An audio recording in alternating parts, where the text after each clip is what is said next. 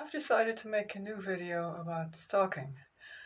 I mentioned yesterday on my website that I'm not entirely well. I am feeling better than I was yesterday, but I'm still a little bit woozy, a little bit unstable. I think it has to do with several blows to the head I got some time ago. That's what it seems to be. Whatever, I think it'll pass, but I need to take it easy a little bit. That's also why I was talking so slowly yesterday. I just couldn't muster any more than that. I actually had to stop while I was recording at the beginning because I couldn't remember at all what I was going to say. And then I restarted and took it slow, and it was reassuring to see that I could remember what I was going to say. And I just remembered my PIN code too, my new PIN code, which I wasn't sure, but if I haven't, never mind. Stalking. As I've mentioned a few times, I became the target of something really strange a long time ago. I am still not quite sure what it is, and I am very aware of the fact that I'm based in a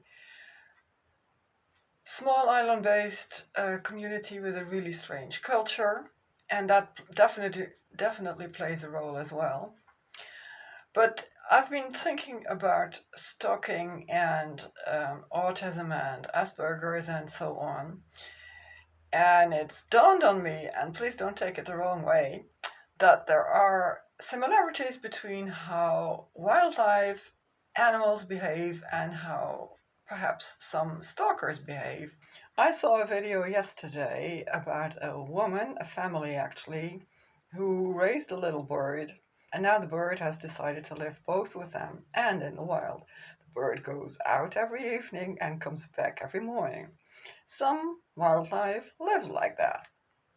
Perhaps stalking can be like that too.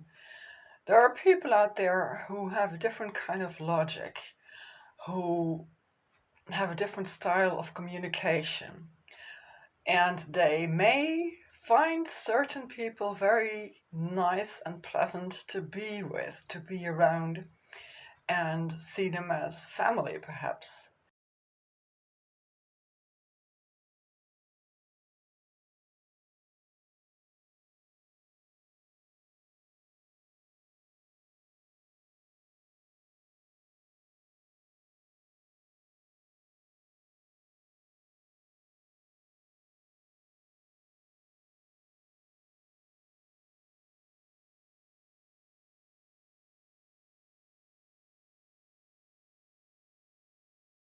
And they feel like this little bird that they can come back anytime they want, anytime they please.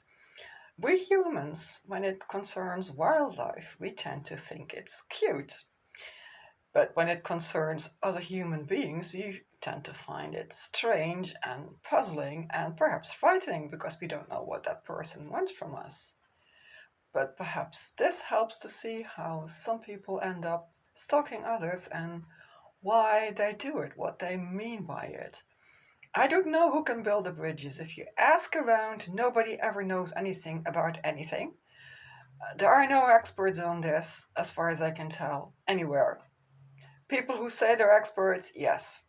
There are very few. There is an organization that trains people to advocate for people with autism and Asperger's and so on in court cases, etc.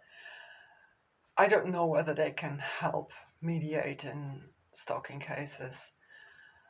But the point is that there is a healthcare gap in society and a lack of understanding. And if you understand where the other people are coming from, the people who are perceived as stalkers, then you may also be able to see how you can deal with them. And sometimes that can be saying very clearly, go away, shut up, I don't want anything to do with you. But you have to say this at a very early stage, and not the way I just said it, but in a very cool and collected manner, not in an insulting and angry manner. And you have to say it very early on so that the point is clear. And you should not have any mixed messages in there. No kindness, no dithering, no dithering. Perhaps it's the same way as you deal with wildlife and with pets.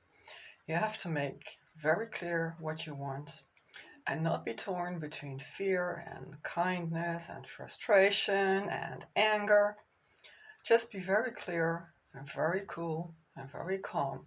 It doesn't work with the real psychopaths, but with a lot of stalking, it probably works.